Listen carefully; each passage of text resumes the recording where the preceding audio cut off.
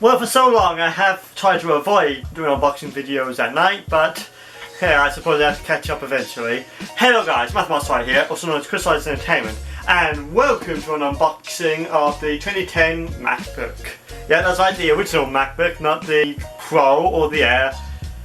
And yeah, it's not really a virtual unboxing because it's not old enough, but at the same time it's not really an unboxing, so this kind of falls in between. So yeah, well, I'm just going to do the time and I'll explain my reasoning for this. Now, fun fact, back in secondary school, I really wanted this product. It looked really cool. I was a first Apple fan, loved Macs, because a brief time I used a black MacBook at the local Tesco Home Plus, I think the store was called at the time, and it was all a grand time. And then there was this new model that looked very attractive and I wanted it, but this isn't big to add to my collection. Oh no, my friends, this is something quite more practical.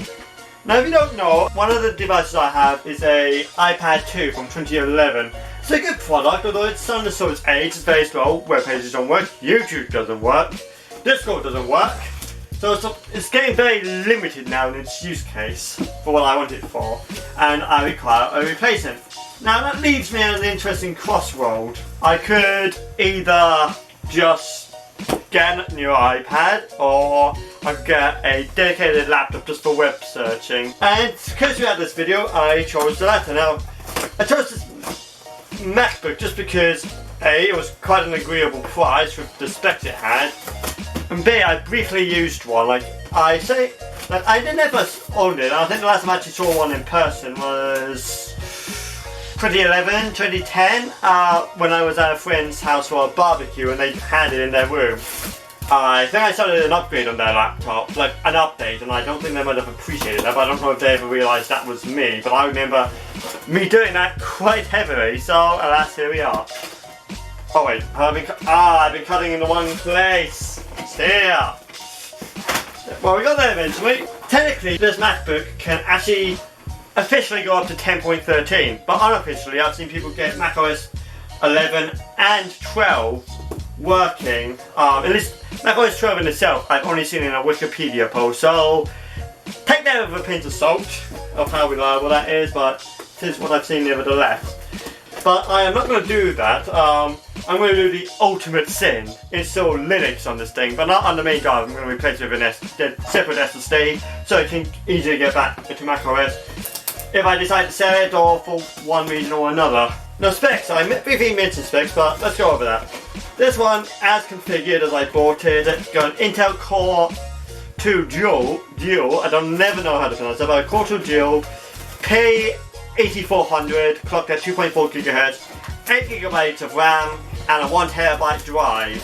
What type of drive, you ask? Well, that's a very good question. I also would like to know. But unfortunately, the listing literally said hard drive, but also said SSD, so I honestly could not tell you which one it is, but I can tell you it's not an official Apple drive, because when you bought this 9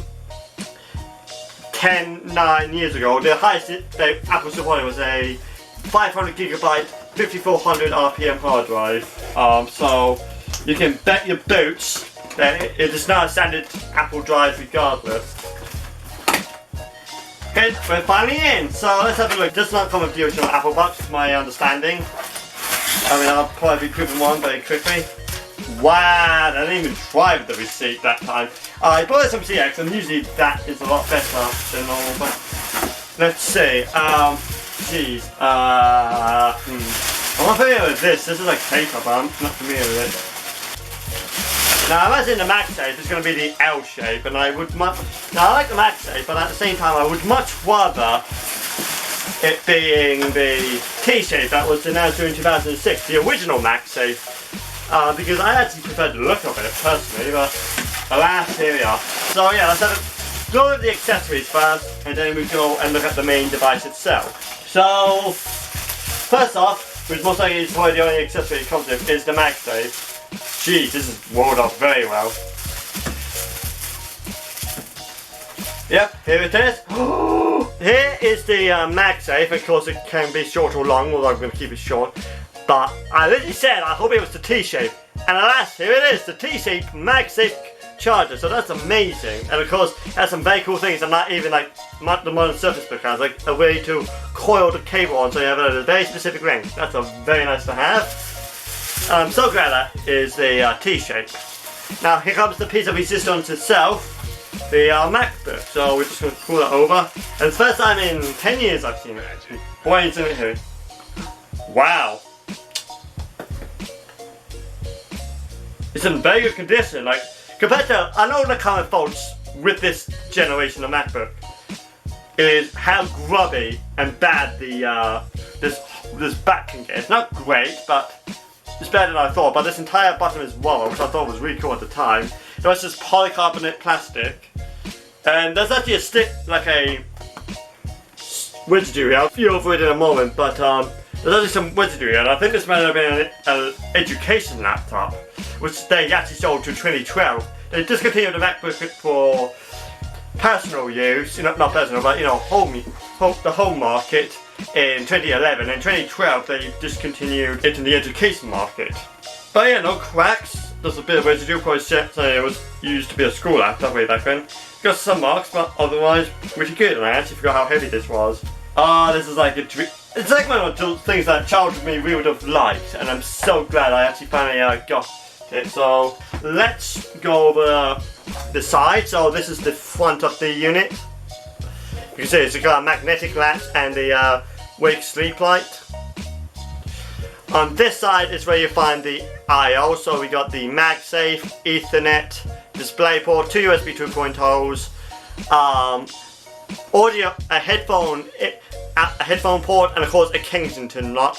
The back is like this, and you can see this is where the cracks would be. It's like on the hinge. So the fact it's not there is really amazing. It's a lot better condition than I thought.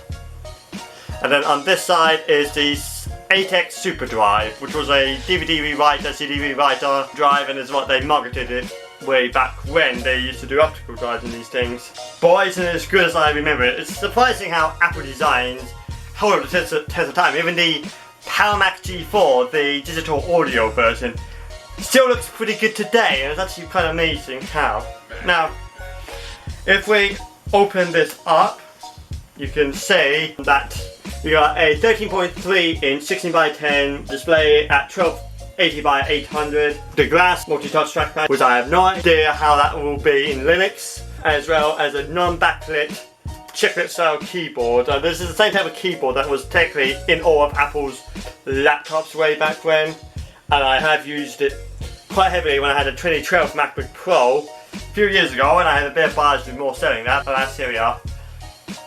And of course, how could I forget the power button and the 0.8 megapixel 640 by 480 iSight camera, and of course at the back, with all Apple laptops at the time, backlit Apple logo, which I thought was pretty cool back then. Yeah, this is a pretty standard Apple layout.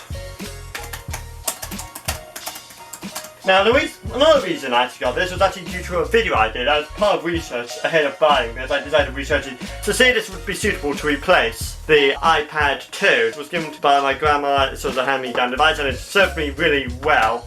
And I found some did replace the SSD, put 8 gigs of RAM, which is basically what this thing has by default. I found it to be really usable, and actually side-loaded 10.14 I think it was, or something, whatever version it was, and found it to be a very usable experience, very fluent, and fit for purpose. What I intend to do with this would be basically access to my recipes if I'm in the kitchen, but more likely whenever I'm watching TV and I'm expecting an email, we respond to an email, looking, researching stuff on the internet.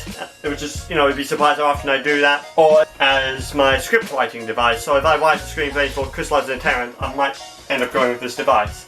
Now, what this can't replace, that the iPad 2 can do, that it will continue to do, is that this makes a very good teleprompt device, which I have used a few times while making videos for Matthew Musselwhite. Because I can't do it, because I can't just perch this onto the tripod, this will continue to do that responsibility because it can still do that. But everything else I would normally use a tablet for, I am now moving to a laptop with a good old trusty keyboard. So, thank you so much for watching this video. I hope you enjoyed it, and I'll see you in my next video. Peace.